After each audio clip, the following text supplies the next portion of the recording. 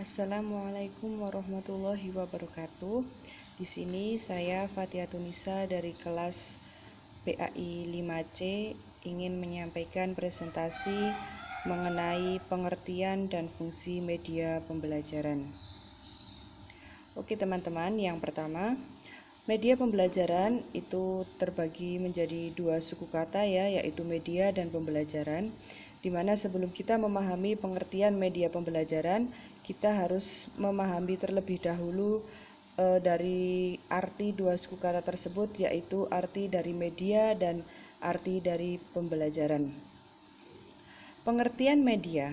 Media dalam arti sempit berarti komponen bahan dan komponen alat dalam sistem pembelajaran. Sedangkan dalam arti luas, media berarti pemanfaatan secara maksimum semua komponen, sistem, dan sumber belajar di atas untuk mencapai tujuan pembelajaran tertentu. Dari masyarakat yang memahami media itu sebagai alat secara fisik yang digunakan untuk mencapai suatu tujuan. Kemudian pengertian pembelajaran. Pembelajaran ini dari kata dasar belajar ya. Suatu komunikasi yang terjadi antara pembelajar dan pebelajar atau terjadi antara guru dan murid dalam mencapai suatu tujuan, yaitu menyampaikan dan menerima informasi. Mungkin tidak ada masalah dari pengertian media dan pengertian pembelajaran. Kita lanjut ke pengertian media pembelajaran. Pengertian media pembelajaran secara umum atau penulis simpulkan bahwa alat yang dapat digunakan untuk menyampaikan suatu informasi dalam suatu proses kegiatan belajar mengajar dalam lingkungan tertentu. Kemudian menurut para ahli, sebenarnya dalam PDF teman-teman bisa lihat, itu penulis paparkan ada 6 pakar yang mengartikan media pembelajaran. Itu ada dari Mulyani Sumantri, Aristo Rahardi, Yusuf Hadi Miarso, Nohel Nasution, Briggs, dan Wilbur Schramm. Yang dalam presentasi ini saya akan paparkan dari Mulyani Sumantri, yang sepertinya arti dari media pembelajaran ini yang sudah difahami oleh masyarakat luas. Ini menurut Briggs ialah segala alat fisik yang dapat menyajikan pesan serta perangsang peserta didik untuk belajar, contoh buku, film, dan kaset. Dan arti media pembelajaran yang sangat dipahami di masyarakat luas adalah seperti yang dikatakan oleh Briggs yang ditulis oleh Mulyani Sumantri. Kemudian fungsi media pembelajaran. Dalam membuat artikel ini saya mendapatkan 3 pembagian fungsi media pembelajaran, yaitu secara umum, kemudian MIKON dalam bukunya Audio Visual Aids to Interaction, kemudian menurut Rowntree. Fungsi media pembelajaran secara umum ini sumber belajar secara teknis. Bagaimanakah itu? Media pembelajaran secara teknis ini berarti media pembelajaran sebagai sumber belajar. Dalam kalimat sumber belajar ini tersirat makna keaktifan, yaitu sebagai penyalur, penyampai, penghubung, dan lain-lain.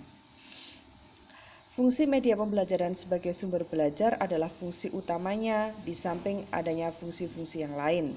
Seperti yang kedua ini adalah fungsi semantik. Fungsi semantik adalah kemampuan media dalam menambah pembendaharaan kata yang makna atau maksudnya benar-benar dipahami oleh anak didik. Bahasa meliputi lambang atau simbol dari isi, yakni pikiran atau perasaan, yang keduanya telah menjadi totalitas pesan yang tidak dapat dipisahkan. Kemudian yang ketiga ada fungsi manipulatif. Fungsi ini didasarkan pada ciri-ciri umum, yaitu kemampuan merekam, menyimpan, melestarikan, merekonstruksikan. Ini sudah dibahas sedikit-sedikit di semester sebelumnya. Kemudian fungsi psikologis, yaitu terdiri dari fungsi atensi, fungsi afektif, kognitif, imajinatif, motivasi, dan sosiokultural. Ini juga sudah pernah dibahas di semester sebelumnya di mata kuliah yang lain ya. Kemudian yang kedua adalah fungsi menurut McCown dalam bukunya Audio Visual Aids to Interaction. Yang pertama, mengubah titik berat pendidikan formal. Kemudian yang kedua, membangkitkan motivasi belajar. Yang ketiga, memberikan kejelasan. Dan yang keempat, memberikan stimulasi belajar. Kemudian yang terakhir, fungsi menurut Rountree,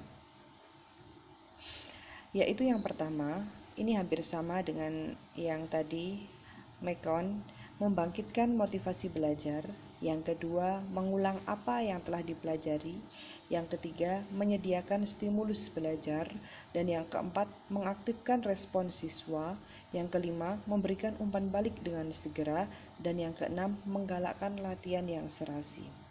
Dari beberapa fungsi di atas, dari ketiga pembagian fungsi secara umum, menurut McCown dan menurut Rountree, penulis menyimpulkan bahwa fungsi media pembelajaran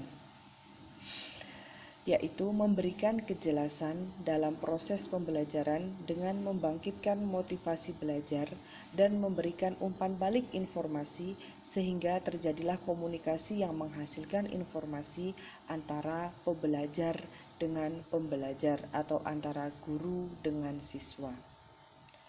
Cukup sekian presentasi dari saya, kurang lebihnya saya mohon maaf.